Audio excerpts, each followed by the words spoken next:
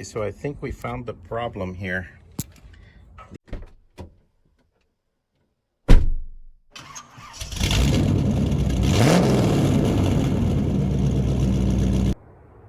Hi there, this is Ray with Easy Simple Mechanic, and today we're gonna dig into that transmission on this forklift, and we're gonna see if we can't figure out what's going on, why it only goes in reverse, or what's going on with that transmission.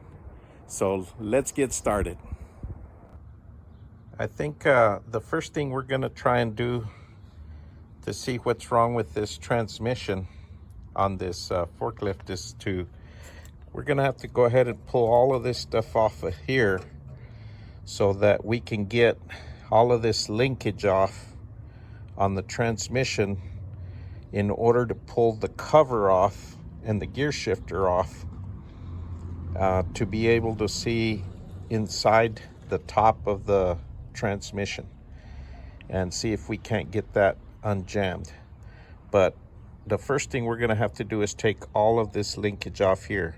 But to do that, we've got to take off this master cylinder for the brakes and all, and go ahead and take this cover off so that we can get some room in there to work. I'm not sure if I'm going to need to take this steering wheel or move anything like that. I've never worked on a forklift before, so there's always a first time for everything. Let's get started on this. It looks like pulling this cover off isn't going to help much because these pedals got to slide out and they will hit here. So the only way to get these pedals off is to pull them off with the cover, the transmission cover. So what I'm going for now is I'm going to pull this master cylinder off, pull this the brake line off, and then I went ahead and pulled that off, the little pin that holds that, and then I'm going to take that master cylinder all the way out, and then that way it'll allow me access to with that out of the way, then I can then start working on the stuff over here and these top bolts on the transmission. So that's kind of the way I'm gonna tackle it now. Yeah, because I took this loose, but in any case, that's gonna be difficult to get off, and I may not need to take it off. So let's work with that first, and then we'll go from there. Okay, so we took off those 4 bolts, including these right here. I put them back in just so dirt or water wouldn't get in there until I had a chance to clean the top of the cover off. That removed the master cylinder for the brakes. So I took that off. I disconnected the linkage for my clutch and the brake as well.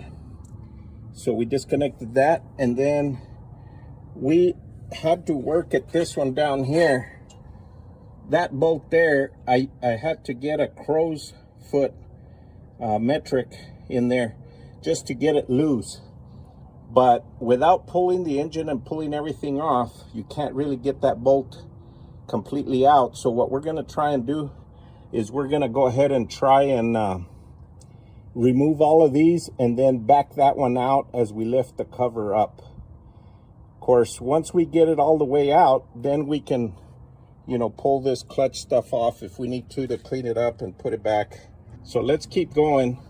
The next thing we needed to do was remove these hydraulic lines, because that's all I got left. I got these bolts loose on the top of the cover, so we'll go ahead and do that.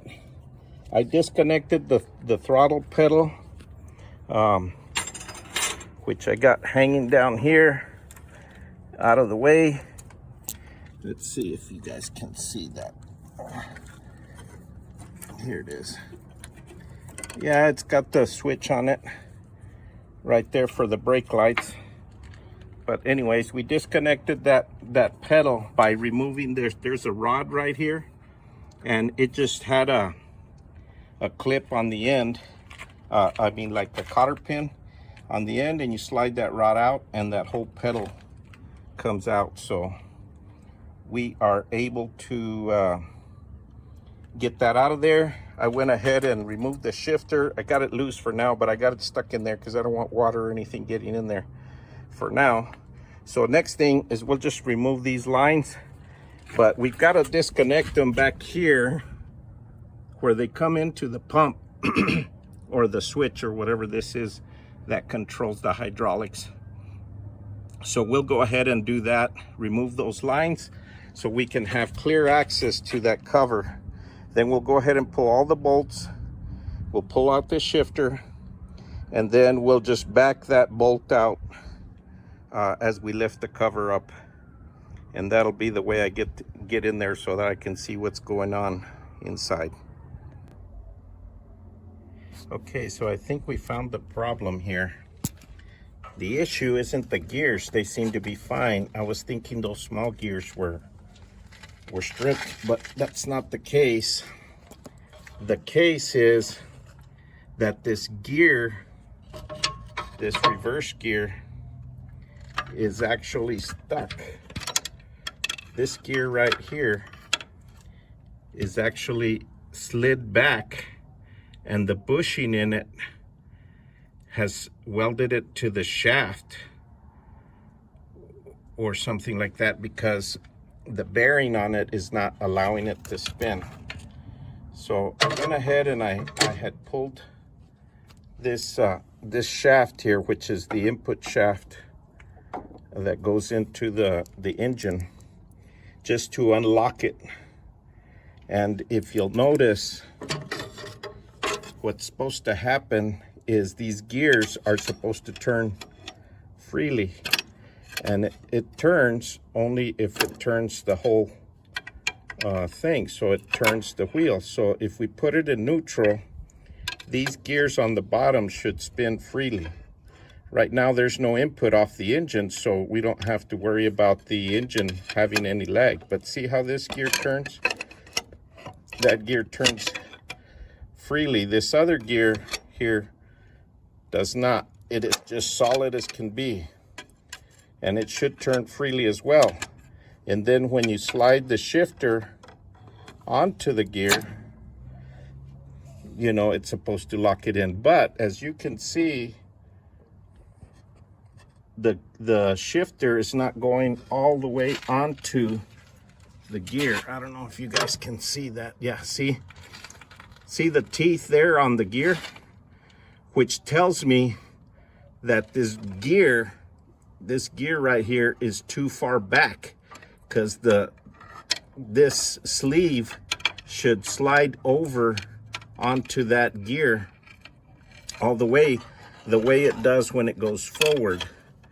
So when it goes forward, see, when it goes forward, it slides all the way over the gear, you know, to make that a good connection between the output shaft gear. See, on this one here, you can see the gear right here. See the gear right there? This sleeve has to make a connection to this gear from here to here in order for this gear to have a good connection between this gear and this gear. Okay, well, the same should happen on the front side for the reverse gear. See that gear right there? Now, if you can see, let me move this out of the way. See, there's a gap right in there between the sleeve, between this thing and the shaft right here. There's a big gap right here. It's probably a 1/4 inch or so. Okay, so it's not allowing the sleeve to go all the way over that. At the same time, this gear, when it's not engaged, should turn freely, and it doesn't. It's locked to the axle. Okay, So what that tells me is that it's either the bearing or bushing that's inside here, ball bearings or whatever's in there, that allows this to roll freely. And that probably happened because they ran it low on oil for so long that bushing got bound up in there. If you can look down in the bottom, there's very little oil. I don't think it's picking up any oil onto these gears very much. So that's what happens when these things don't get maintenance. You know, you just have to make sure that you keep maintenance on these things. The cool thing about it is, not in my situation, because I'll probably have to remove the engine and transmission to fix this.